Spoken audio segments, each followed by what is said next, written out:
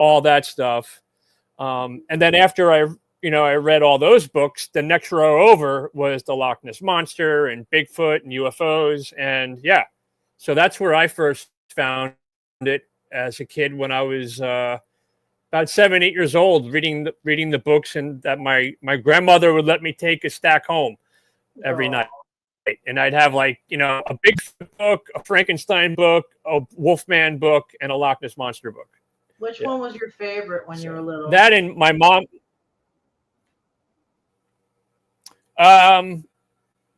Probably the Wolfman. I love the Wolfman. It's probably my favorite as a kid. But if you want to mean like as far as the UFO stuff, then all of it. I was a bigger monster kid. Growing up in the 70s, like it was all about In Search of and the monster stuff, and Saturday morning cartoons, especially like after school, like watching the $6 Million Man and having Bigfoot on there, and I'll never forget like this kid who I was friends with, and when that came out, was like the biggest liar in the world, and for some reason he had me convinced that his parents bought him the entire Bigfoot, like 8 foot tall Bigfoot robot. And he had it in his garage, and he went as far as to like get a mask and put a mask in the shadows, so when you peek through this garage door, it looked like he had this Bigfoot, and I believed him. I was like 8 years old, so I've always been into that stuff. I remember my first big UFO deal. I didn't know anything about them, and I was, I don't know, 7 or 8 or 9 years old, and my dad said, "Hey, let's watch a movie," and we watched Michael Rennie in The Day the Earth Stood Still. That movie changed my life. It was amazing. Yeah, I mean, those were a given. Like my mom was big into sci-fi. I mean, Star Wars for me. I mean, I've even got like Star Wars tattoos. You know what I mean? Like it was my life growing up. So obviously, the next step over from sci-fi was the UFO stuff. It was just, to me, kind of came hand in hand. I was never really into, I don't know, like movies that I liked more sci-fi fantasy than more of just like, Independence Day stuff, I guess. I don't know. Yeah, me too. Oh, the one, the Dark Crystal. That was. Oh yeah, I like the Dark Crystal. That was definitely fantasy. Yeah. Yeah. I mean, I grew up on all that. Raiders of the Lost Ark. My mom took me to see The Road Warrior in the theaters when it came out. Like nowadays, you would never take a kid to a movie like that, but my mom took me to movies like that. She took me to see the Amityville Horror because I grew up on Long Island. Like Amityville was the next town over. So I remember. Yeah. My mom was from Glen Cove, Long Island. Yeah, I know Glen Cove. I'm from Huntington, so I know Glen Cove very well. Cool. I was born there. My dad still lives out there. He lives out towards the Hamptons, like Mattituck area. But yeah. So growing up, my dad worked at Brookhaven Lab. And Brookhaven Lab, there was supposed to be a UFO crash that happened in the 90s. Yeah, so it's always been in my mind. My dad was big into Art Bell, So growing up, like I had the VHS tape of Alien Autopsy. Like I bought that, like I was all into that stuff. Oh, that's neat. So yeah, so Brookhaven and Stony Brook, they are pretty infamous in the hidden gravity work. Yeah, so my dad he's retired now, but he was a contractor. He was a steam fitter.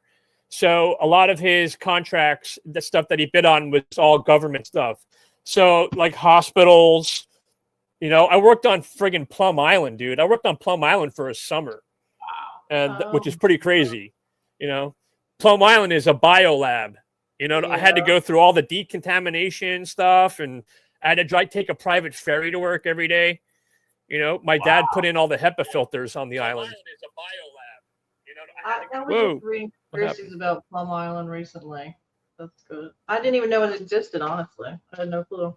Yeah, so I really wasn't sure. Yeah, well, okay, so it was started by the Nazis, pretty much. That's already been proven. You know, it's funny because they talk about it in Silence of the Lambs. That's when I really found out about Plum Island, because the dude comes in and talks to Hannibal Lecter, and he's like, "Hey, if you help us, we'll let you live on Plum Island by yourself." You know what I mean? And kind of you'll be able to live on Plum Island. Wow. And he was, and yeah. That's creepy. Yeah, it's kind of weird. But yeah, so like, you know, yeah, there are all sorts of theories like that there was alien viruses there, you know, like all that kind of stuff, you know. But you know, I didn't work in any lab or anything. I worked doing construction on the outside. Yeah.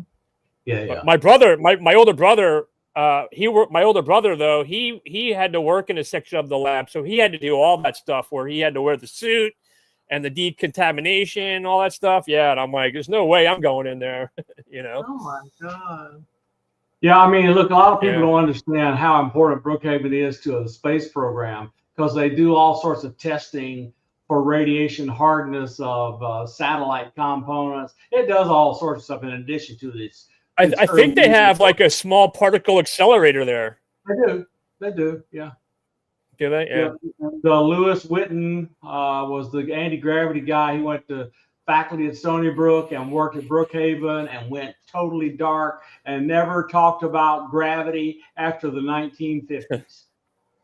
Yeah, I remember like, you know, seeing stuff that they started it in like 57, and then and you could actually like old news articles that talk about it in the 50s. You know, like we're working on anti-gravity, and then all of a sudden, nobody ever talked about it ever again. So, I'm surprised you know, they even posted that. Yeah. Well, back then they would post. They were more innocent. They would post that kind of stuff, right? Well, they posted they caught a craft in Roswell for one day. And then did they go back and say it was like an air balloon? No, they said it was. They have a habit of doing things like that. Yeah.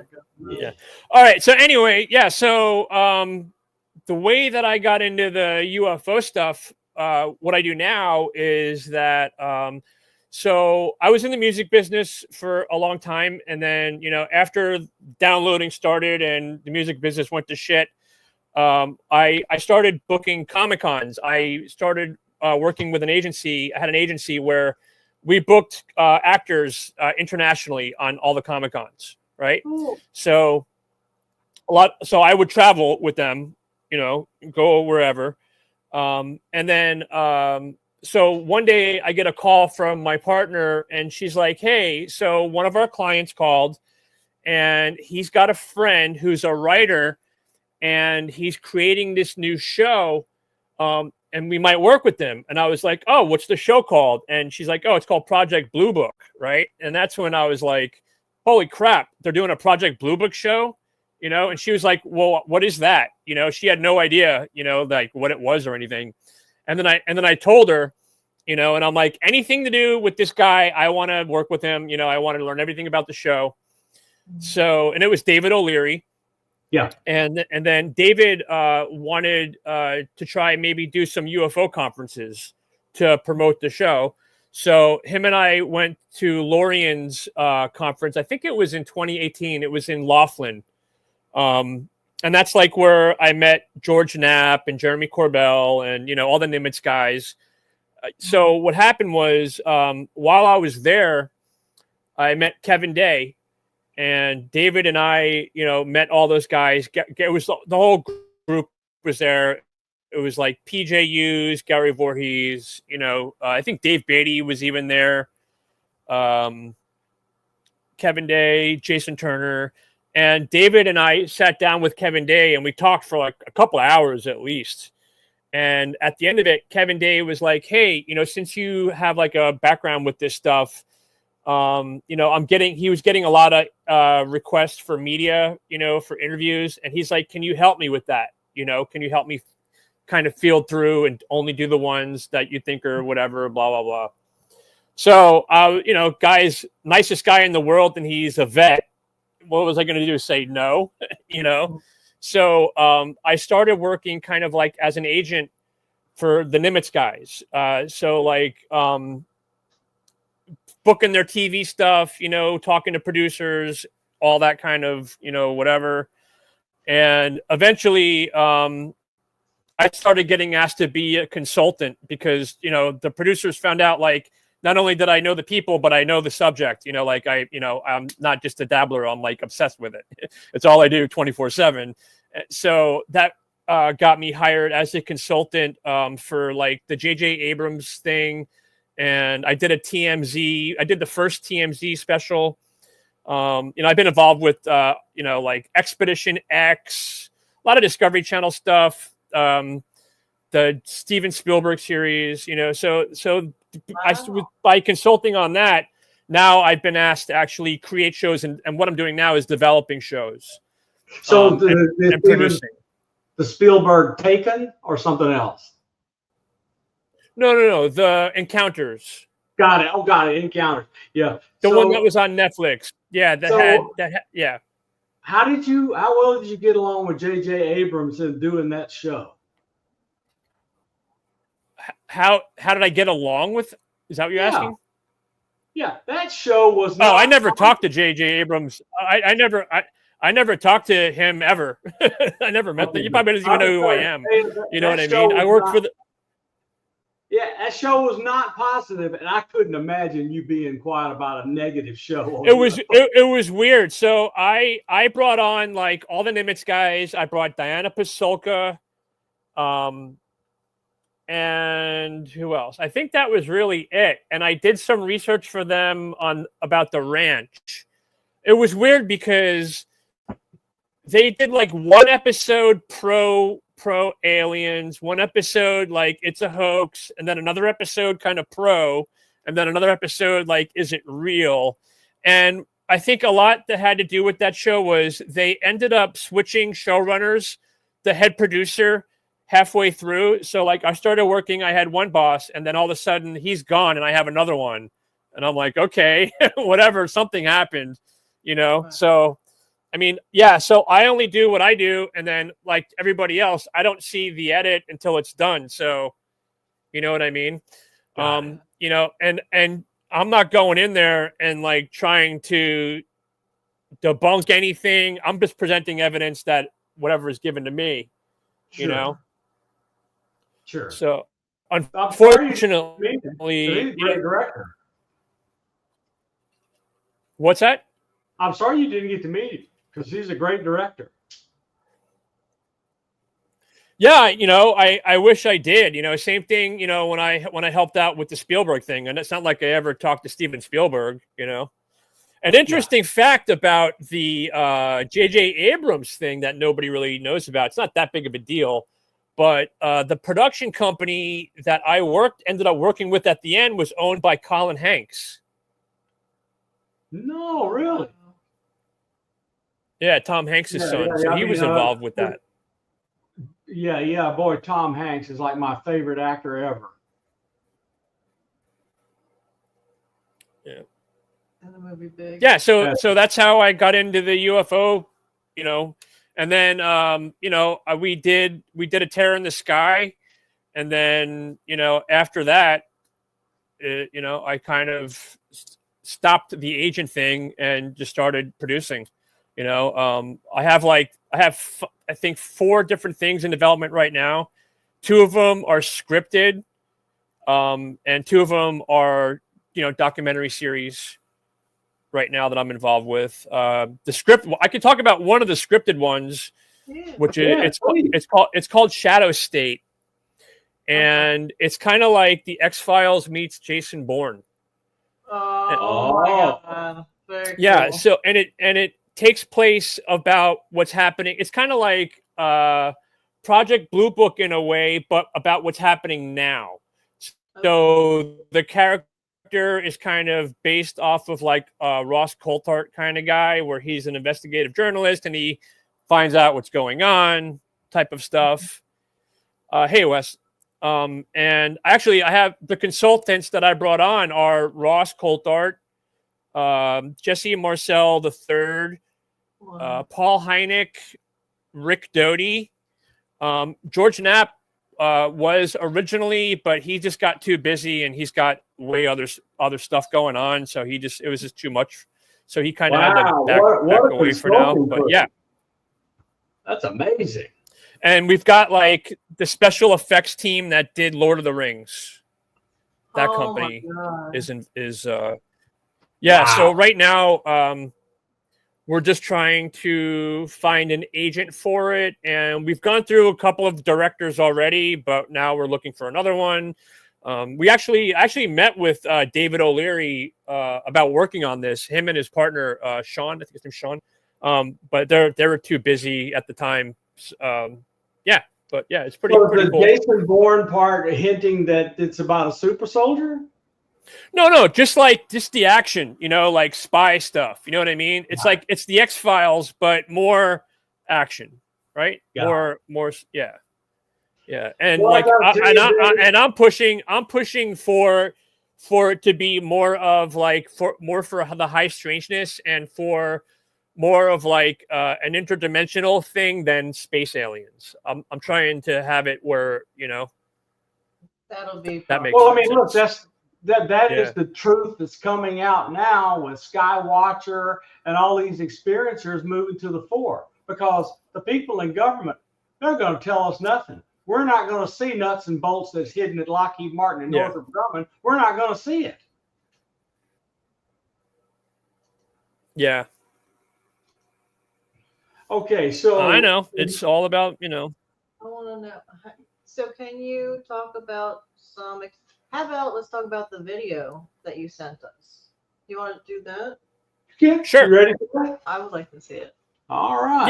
Yeah. So after we did A Tear in the Sky, a few months go by, and where I'm living right now, I'm at my mom's, and she lives about 15, 20 miles from Cape Canaveral. So, I can see launches from the front yard, like I know what's in my sky. I know, like, whenever I walk behind my house, I know what's supposed to be there and what's not supposed to be there. Right. So I was walking out a couple of times and I'd see something in the sky and I'm like, okay, that's not supposed to be there. But the only way for me to tell kind of what it could be was to watch it leave. So I would sit there and record, and it would never leave.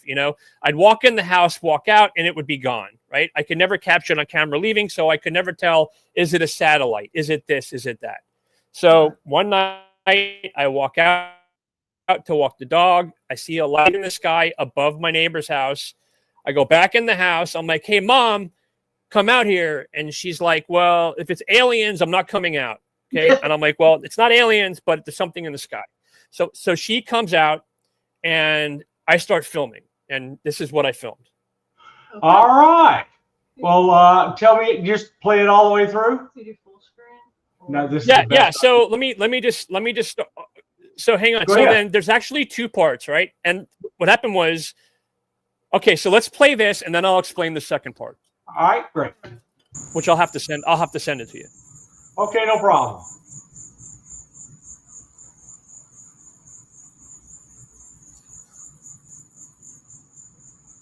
No idea what the hell that is.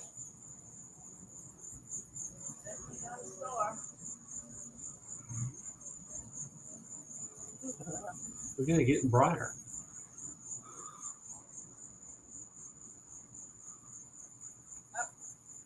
Holy shit! Oh my God! Holy! There's Dave. I know you. Yeah. So I start freaking out, right? So it disappears, right? And then here's the crazy thing. So it came back, right? And my mom could see it, but I couldn't. Oh, right? My and that's God. common. Oh, That's very common with cases. There'll be 10 people at a sighting and 3 people won't see it, right? And then all of a sudden, like a minute later, I was able to see it and started filming again. And that's the second part. And you'll hear me play. Did you see the second part I sent you? No, I haven't seen it, but I'm about to put it up, dude. Interesting.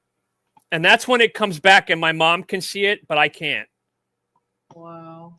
All right, let me present this. Isn't it interesting the control that they have over our minds, or whatever type of control they may have. It's interesting. Well, they definitely decide who they're going to show stuff to. Yeah. This is great. All right, let me get it full So screen. here's the second one, but I don't start recording right away because I couldn't see it. I didn't start recording until you'll hear me. Listen. All right, I'm going to move this back. I don't curse in this one, so now I see it. Wow, man. Oh, now it's really bright.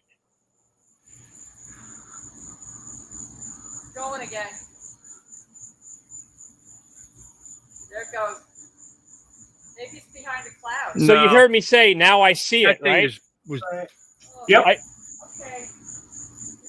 Yeah, so like for a minute I'm standing there and my mom's like, it's right there. It's right there. And then I was able to see it and I'm like, oh, now I see it. And then I started filming. But I couldn't see it. Wow, man. Oh, now it's really bright.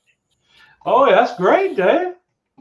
Did you? So I a buddy of mine, he's head of security for the launch pad over at Cape Canaveral. Right. So I called him up and I sent him the video and he's like, Dave, I don't know what it is, man. Mm-hmm. You know, he had no idea. Yes, that was on my cell phone. That was a good video. Whoever just asked me that, Ange. Hey, Angie, good to see you. So, all right, Dave, let's segue just a little bit. You were involved for several years in a major project done by our friend and it turned into fairly serious science, got published papers and everything with a UAPx. And, you know, I had some view into the background. And I don't know how you stood all that, but look, it turned out well. She did a great job of that thing, but it has some serious events happen in it. So just tell us the story of UAPx and Tearing the Sky. Do I have to? Yes, please. Because I mean, it's a big deal. Okay, so what do you want? Yeah, so I mean, so UAPx. So what happened was, after I met Kevin and I started working with them, you know, we became good friends, you know, and I was handling all of the media for them, right? And then what happened was, Kevin wanted to put a group together pretty much to go back out to where the Nimitz encounter happened, where the famous Tic Tac was filmed, and capture evidence of that, right? So at the time, yeah, right. At the time, we weren't even thinking about TV or a movie or anything. We just wanted to go and do this. It wasn't about, you know, filming anything. We probably would have filmed it, but that wasn't the goal. We just wanted to go out there and do it, right? So he put the team together, and then at the beginning, you know, it was like whoever asked could be a member, right? And that kind of got to be too much. So you know, he wanted to, once he saw the interest that it was getting, kind of wanted to make it more science-based, more legit, more academics, and so forth, right? So for me, you know, I'm not a scientist, and I'm not a Navy vet who saw the Tic Tac, right? So I became a member because of them getting so many media requests. Right before COVID hit, Vice had done an article that kind of went viral, you know, whatever, you know, like, and it was the announcement of this group. So whenever anybody would contact Kevin or whoever about anything television related or anything, it would go to me. So I really wanted to do it this way. So what happened was, we were a nonprofit, right? So any of the money we figured it was going to cost at first we were going to do this on boats, right? We were thinking about doing this on boats, and just the cost of boats alone was like 200 grand, right? Yeah. Not to and mention the safety and not to liability mention insurance. the insurance. Forget about Oh, it, right? my Lord. Right. So we were counting on donations and all this stuff, but at the end of the day, like it would have been a long time, years if not decades, before we probably would have enough money to do this. So I got a phone call one day, and it was from a guy who was the vice president of Morgan Freeman has a company, a production company called Revelation, right? Yep. So Yep. Morgan Freeman, his company contacted me and was like, they saw the article and they were like, let's make this a TV series, right? So right away, you know, it's not like, holy crap, we're going to have a TV series. It's holy crap, we're going to be able to actually do this. You know, that was Right. the excitement. So I negotiated a development deal with them, and, you know, we were all ready to go. They were talking about Dan Aykroyd being the guy that we were going to do this with. He was going to be out on a boat with us counting UFOs. It was going to be amazing. And then friggin' COVID hit. So that was it, man. It was over. Right. Wow. So yeah, just like that. I actually I knew what was happening. I think I signed like a 9-month agreement, and 6 months in, they had switched vice presidents of development. So right again, I'm dealing with, it's very common to start working for a production company or a network with one person, and you probably go through 10 different people because everybody's switching and getting fired or whatever. But so I had a new guy, and I think I heard from him once, where the other guy I was on the phone with every day, you know, so I kind of knew it wasn't going to happen. I actually called them and was like, hey, can I get out of the contract, out of the deal? So I could start looking at other places, because I just knew it wasn't going to do anything. So I got out of that agreement. And then probably like a month later is when Caroline had contacted me, Caroline Corey. And I guess she had found out about me through our mutual friend, Ben Hansen. I guess she contacted Ben and was like, hey, I'm looking to do my next documentary. You know, what can I do it on? And then Ben was like, hey, go talk to these guys. Yeah. So that's how that happened. And then, you know, we did pre-production. I did all my research and stuff on the area. And, you know, it was crazy because COVID was still going on, you know. But we made the smart decision to not do it on boats. So, yeah. Okay, were you so present? That's it. We went out for a week and we filmed. Were you present during the big event? That whatever that thing is at the end. Yeah, what the hole in the sky? Were you present? Dude, I think it's a smudge, personally. Like, I think it's something on a lens. That thing has not been proven anything as of yet. You know what I mean? And you'd think that by now, if that was something, somebody would have published something, right? It looked great. It great in the video. So I just wondered. And the funny thing is, like, a lot of people don't know this, but the movie was called A Tear in the Sky before we even filmed. Wow. And we just happened to catch like a tear in the sky, right? Yeah. Wow. So I was actually on Catalina. Michael Hall, who has passed away. Michael Hall. Yeah, I know. The paranormal lawyer. Him and I were on Catalina Island, and the entire time he was having dialysis done. So he had to bring his dialysis machine, and I had to carry about 50 crates of whatever it gets pumped into his blood on the ferry to his hotel room. So every day we'd film all day, and I'd have to go hook him up to a dialysis machine during the nighttime. And so it was me, him, and one camera guy, and all the gear. And we were filming on top of roofs of hotels. So I had to carry the gear up all the flights of stairs because the elevators weren't working all the time. It was really hard to make that movie. Like, it really was. It was tough. Like, wow. For us, because we only had our small group, and those guys had everything. I mean, you saw the movie.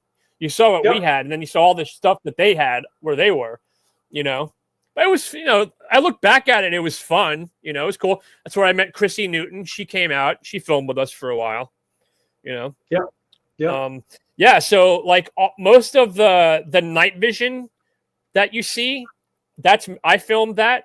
And then the other stuff that you see like on the UFO DAP and anything else that's more like of that, like more flare stuff, that they filmed. But the objects that I filmed were like with myself. What they made the biggest mistake. They put us out there, right, with the night vision, but they didn't give us any way to record the night vision. Oh my goodness. So if it wasn't for Michael Hall saying, "Hey, let's try with our cell phones to record," we wouldn't have had a movie. Oh my That's how. Yeah, we got lucky. Wow. Yeah. Yeah. But like those objects, like I wasn't able to see them. Go ahead. I would say, yeah, look, Carolyn did a really good job overall with the movie because it wound up looking really well done. I mean, I realized there was a lot of tough stuff. The only complaint I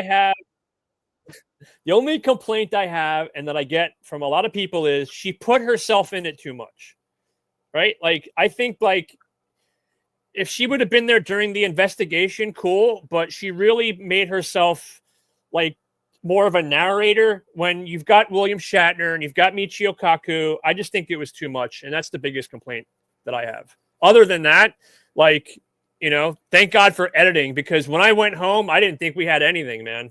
I went home like almost in tears after filming that thing. Cause I was like, what a waste, Yeah. I mean, the editing was, I'm going to give it to you. The editing was good. Yeah. Yeah. And it was fun. Right. The virus, kind of made it, not so fun. But, I liked the best part for me was going out and asking the people that lived there where the giant skeletons were buried, Right. that's what did it for me. What was the craziest thing you heard from when you were asking people about that? Did they share any crazy stories that they had seen or experienced where they live? Yeah, so I mean, it's common knowledge, So when doing my research, I became friends with the editor of the Catalina Island newspaper. His name's Jim Watson, and he's written one book so far called Mysterious Catalina that documents all the weird reports he's gotten at the newspaper since the 40s. Wow. And he's getting ready to release volume 2, right? So that's how much stuff happens out there. There's a couple of, him and I did a podcast interview together with Recluse on the Farm. If anybody wants to check that out, like he gives the real history of Catalina Island that goes back to like, there were cults that involved T. Thompson Brown. And like, there's just a lot of crazy stuff that happened on that island during the early Hollywood days that nobody knows about. But anyway, yeah. So he told me some people to talk to. Like, he introduced me to some fishing boat captains and some whale watching captains that I heard stories, UFO stories from. But I met the mayor. I guess the actual mayor. It's on Tubi. I didn't even know that. Oh, cool. Yep. Hey, it's on Tubi. Anybody can go. Oh, cool. So I learned that the biggest area of giant skeletons were buried underneath the casino that was built in the early 40s. That's where the pit of body skeletons were, and they built the casino like poltergeist style. Oh my God, yeah. Underneath this house, and they left the bodies. So it's probably haunted. Oh yeah. Absolutely. Oh, it is. Yeah. Okay, so all right, so we're gonna tell our audience. A lot of weird stuff. Yeah, I get it. But you're a man of many talents and many different things, and you're all over the place. Tell us how you become the tour manager for Corey Feldman. That is a great story. Yeah, so no, Corey's like one of my best friends. I met Corey in the early 90s. I was tour managing a band called Newfound Glory, and we were on tour in LA, and Corey was good friends with the record label, and the band wanted to do a music video, and they wanted Corey to be in the video.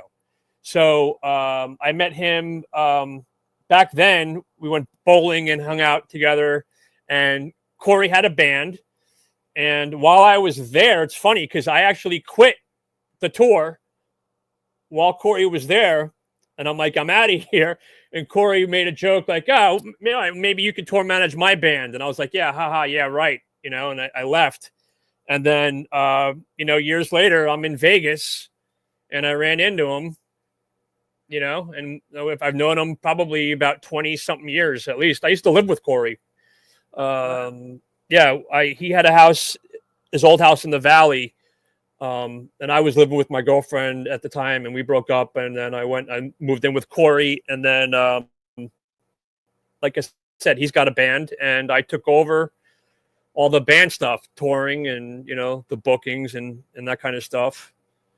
Yeah, that's it. How long did you do that? I do it occasionally. I honestly, I hate it. I hate touring.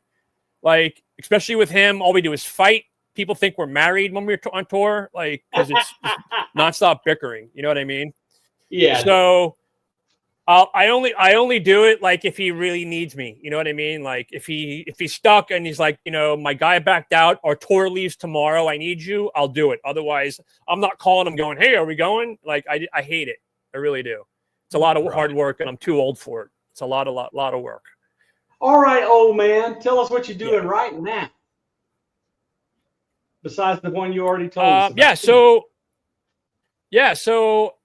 I've got a couple things in development. I can say that one of them is a cryptid thing, and the other one is UFOs all the way.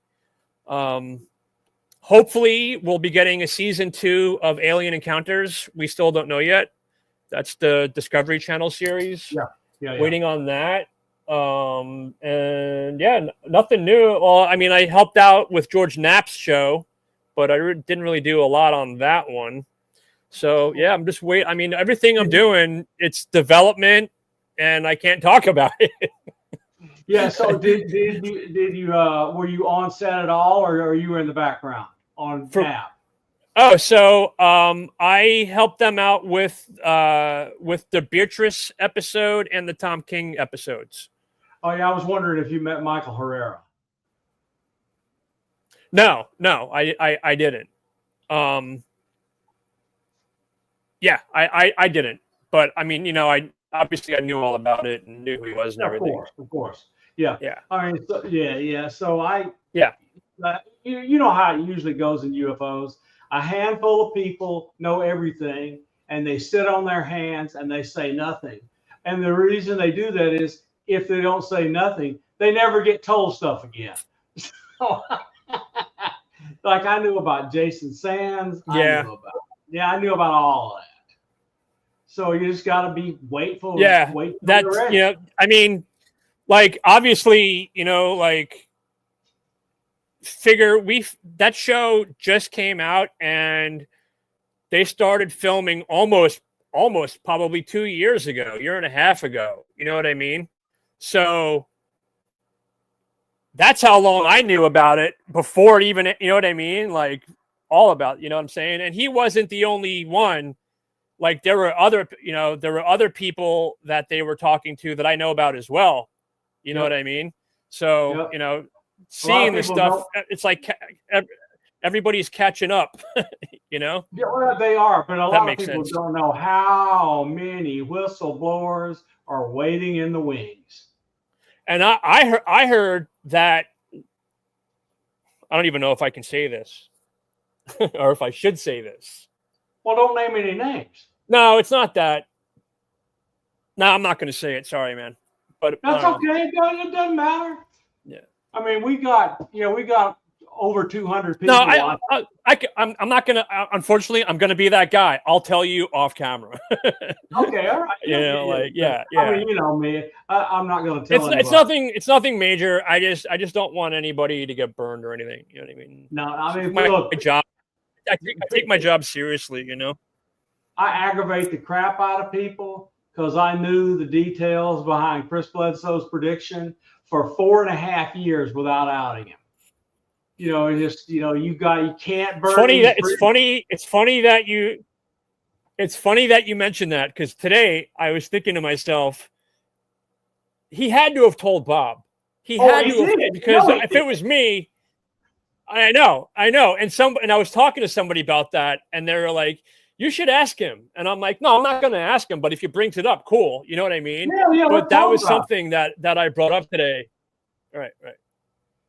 Yeah. So look, personally, I thought he meant 2026. I thought he meant 2027. Said 2026 by mistake and just kind of stayed with it. You know what I mean? No. So 2026 is when something major happens, and after that, from that Easter till the next Easter, it's a year full of things. Because I was told something else by somebody who I'm definitely not going to name, somebody that we know, somebody in a respected position. They told me that it's an asteroid that's coming in 2027. And that the reason that they're trying to do the disclosure is because the ETs live here and they know it's coming. So they have to show themselves to help get rid of this thing, or else we're all going to die.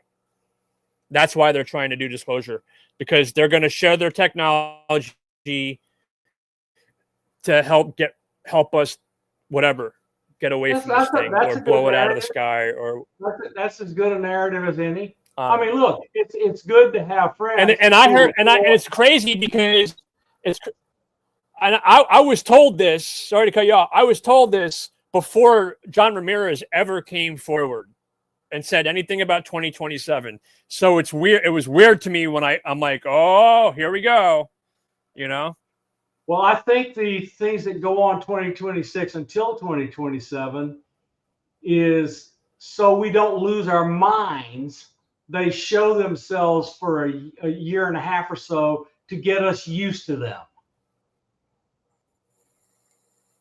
But Lala told me a year and a half. Personally, I don't think anything's going to happen. You know, like, I don't know. I was there for 2012, man. You know, like, I bought all those books. Yeah, well, I'm good. Yeah, I didn't buy into any of that, but I got to tell you, the ramp up. No, I'm joking. NHI activity with the government throwing other stuff up in the air to try to cover it up. It's pretty amazing. Well, look, my son lives in New Jersey. He and I talk. I tell him what to look for.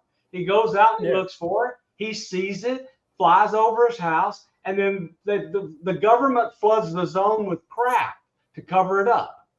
Yeah, I don't know if you saw the interview. I met this woman from Jersey, Olivia, and she was like the spokesperson when the story first broke. Like, she was on like Inside Edition. She was on CNN because she owns a coffee shop in this little town in New Jersey where everybody meets in the morning, you know, where the cops come in.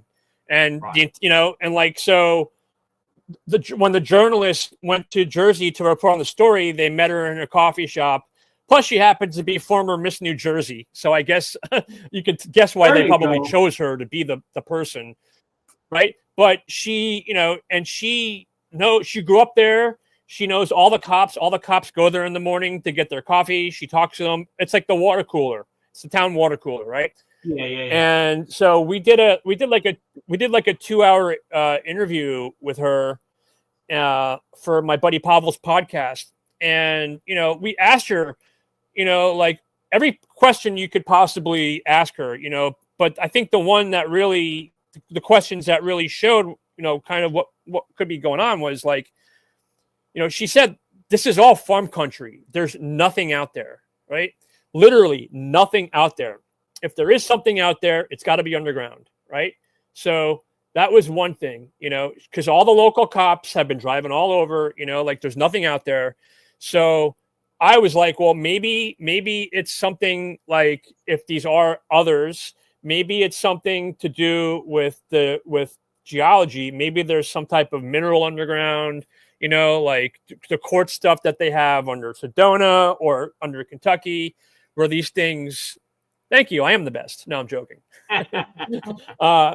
Far from it. So she was like, wow, maybe that is something, you know what I mean? So she was going to get back to me. And then all of a sudden she just stopped talking to me. She won't even answer my calls anymore. Who got to her? I don't know, man. But somebody got to her. I think it was her boyfriend, probably. Because this dude kept calling. Hey, why is this guy calling? Sure, it's about UFOs. Sure, it's about UFOs. Well, I mean, the stuff that.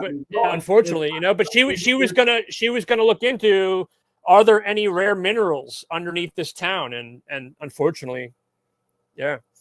Well, look, I know not everything, but I know quite a bit about Picatinny Arsenal, and those stuff flying over there. I still can't believe they didn't shoot some of it down. And I believe they may have tried and failed. Yeah, I mean, I think the government saying that they don't have any idea. I mean, now they've come out and said what they said, but during the time, obviously, was BS. And I mean, I'm not buying. I'm not saying it's an alien invasion. I'm just not buying their excuse. It being FAA. Okay, so you own and have in a place billions of dollars worth of the most powerful jet fighters ever created. $1 billion all in one place, billions in one place. And it's so bad, they have to move them somewhere else. That is what happened in Langley. They moved every F-22 to another base. You're going to tell me that's guys flying drones? Yeah. No. Forget about it. No way. And Linda Thompson, she mapped all of that out, had ADS-B showing who was flying where and who was up there without having ADS-B, so she knew who was military. It was amazing. And they just lied out their butt. I figured the whole thing was about that they wanted to create some new drone laws. So they created a problem so they could come out and say, okay, here's how we're going to handle this problem. And now I figured they were going to pass some laws and maybe make a new branch of either military or government or something that handles only drones. Right. I thought they were going to that's why it was kind of a false flag to create the solution, because you know what I mean? That's what I figured the whole thing was. Except the FBI already has jurisdiction for threats and crimes in our airspace. They have jurisdiction.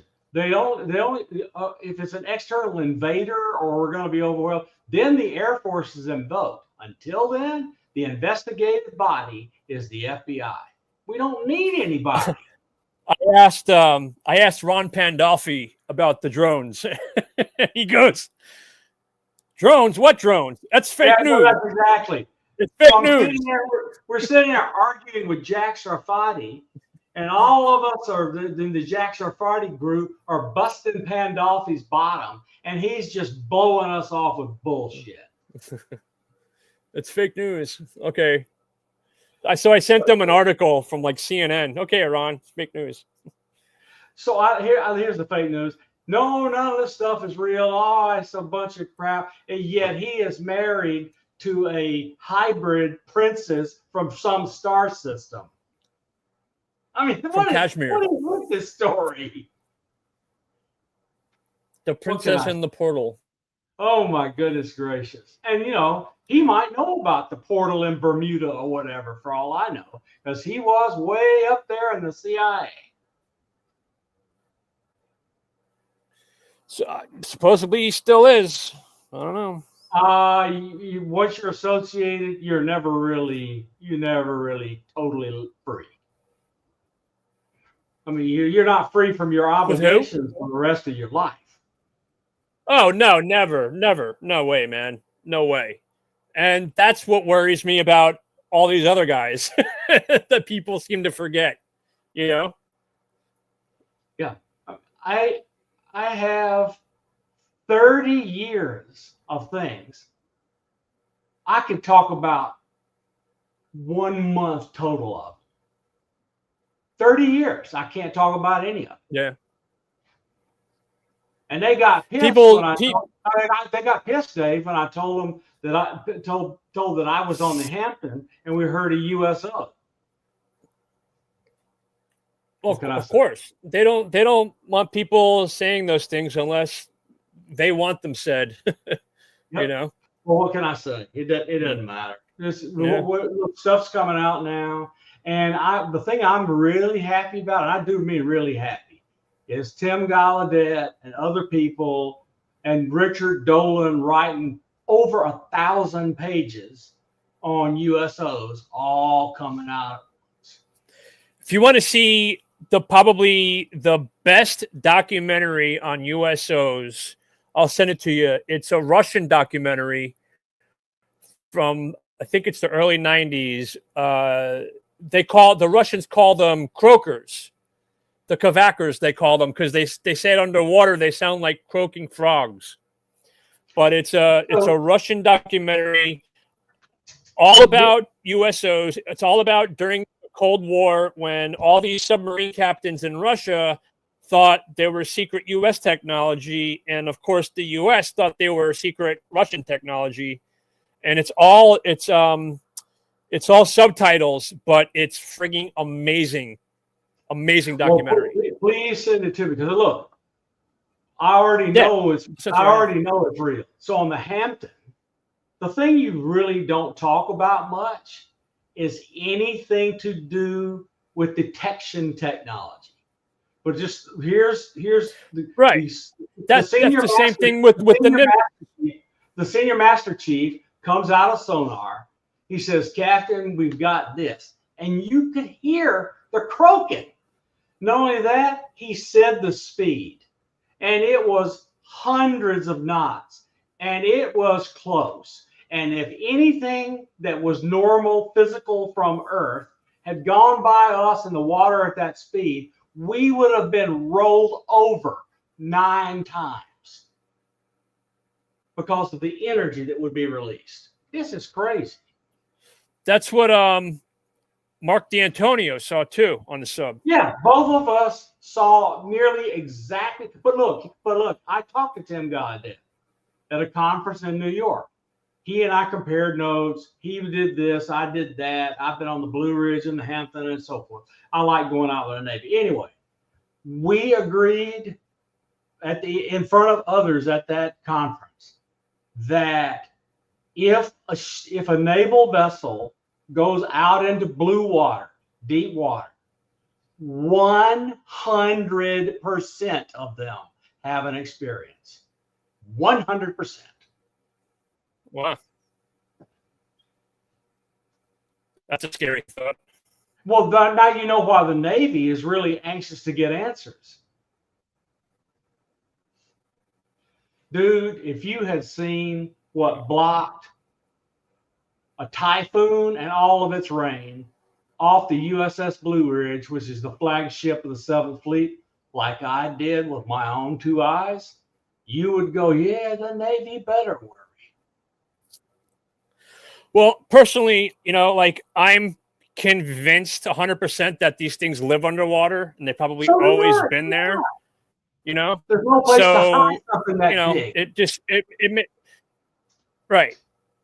I'm sure you've heard the kicking audio where he talks to that woman that remote viewed the Catalina Island area, and she's like, "Yep, there's a base there, and they're protecting a fault line."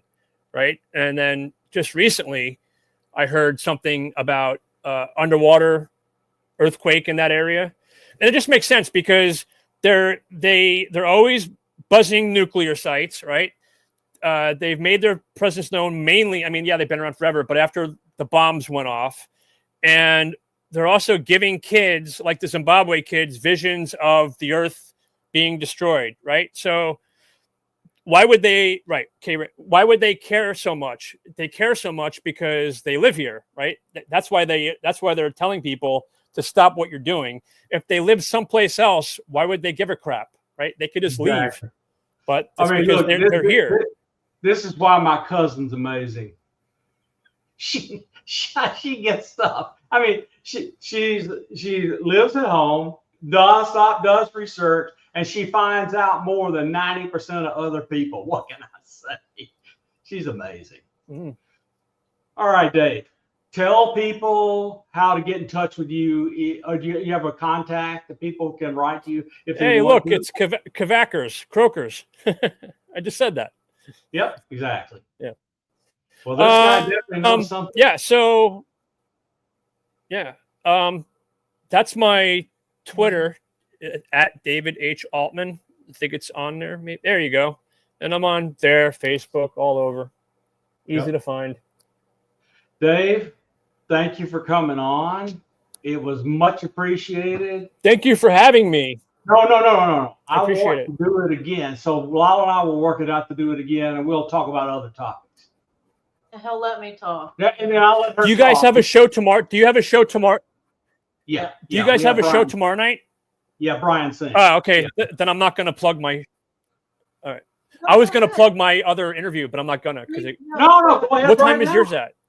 It don't matter. Just do it. You can do it. Go ahead. All right. ahead. So I'm sure there's so many people are going to go. So yeah. So I'm being interviewed by the Doug, the guy that created the show Monster Quest, and he's like the head producer from the show Monster Quest, and he's the guy who created. He's got a podcast. He's interviewing me tomorrow night about Bigfoot and stuff. So it's on my social media. I posted all the links to it. Okay. It's tomorrow night. Cool. Yeah. We'll watch it. Okay, so let me have a question. We'll let it be half secret from the audience. It's rude, but I'm going to ask it anyway.